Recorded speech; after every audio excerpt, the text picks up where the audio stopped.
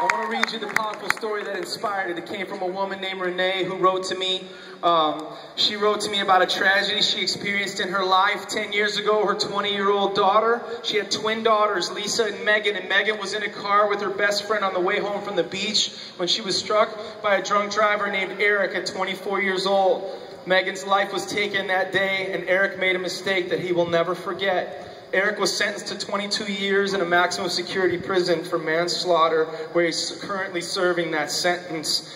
Renee wrote to me, she said, "Now I have a mission I never would have chosen, DUI presentations."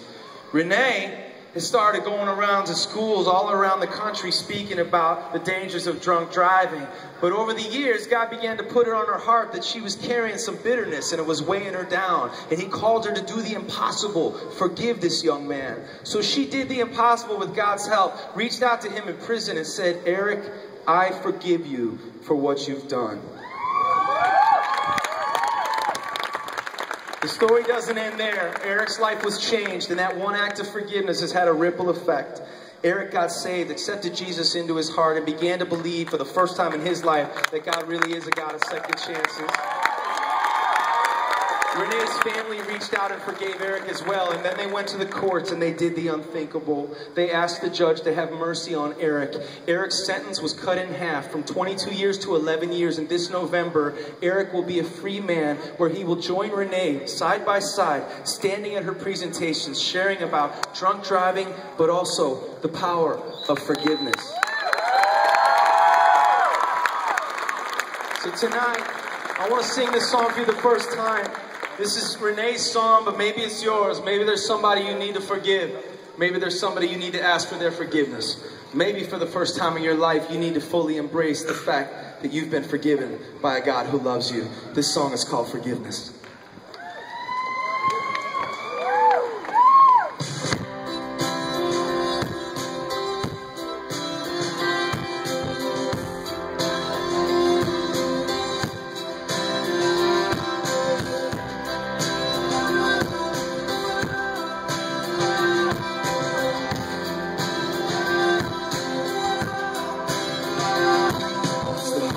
Thing to give away, and the last thing on your mind today, it always goes to those who don't deserve. It's the opposite of how you feel when the pain they cause is just too real. Takes everything you have to say the word forgiveness.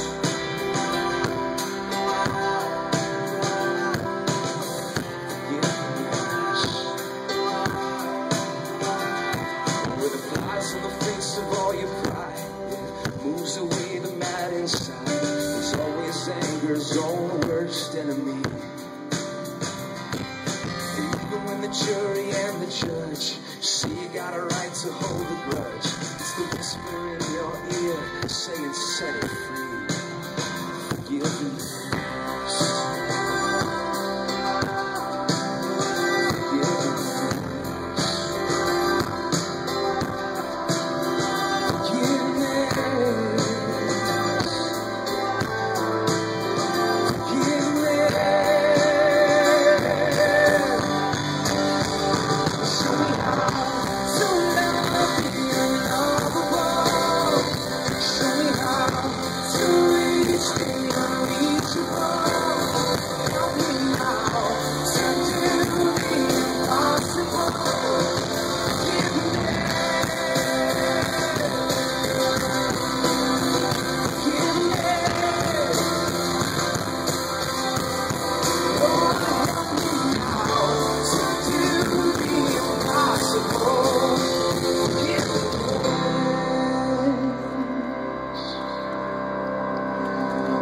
Clear the bitterness away, can even set a prisoner free.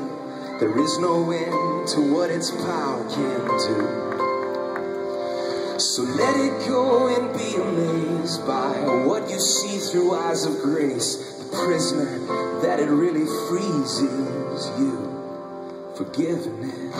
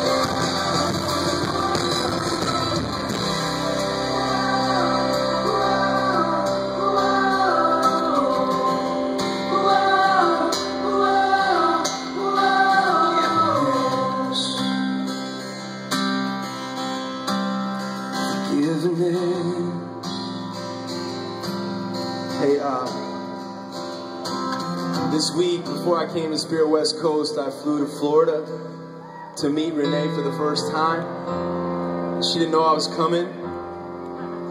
And we surprised her, and together we cried and we laughed, and I got to play her the song first, before the rest of the world or Spirit West Coast heard it. It was a moment I'll never forget. But I want to tell you, a question that I asked her, Renee, was a question I asked myself. When I read Renee's story, it challenged me in a big way. Because the first thing I thought was, I don't think I could do what Renee did. If somebody took the life of my beautiful daughters, Lulu or Delaney, oh man. And in my heart of hearts, I thought, God, is that bad of me to say that I'm not capable of forgiving somebody who's done? I have a hard time forgiving the person who cuts me off in traffic, let alone somebody who could do something as awful as what this young man did. So when I saw her and I looked in Renee's eyes and she was crying and I played her song, I asked her, Renee, would you just tell me, how did you do that? You know what she said? I didn't.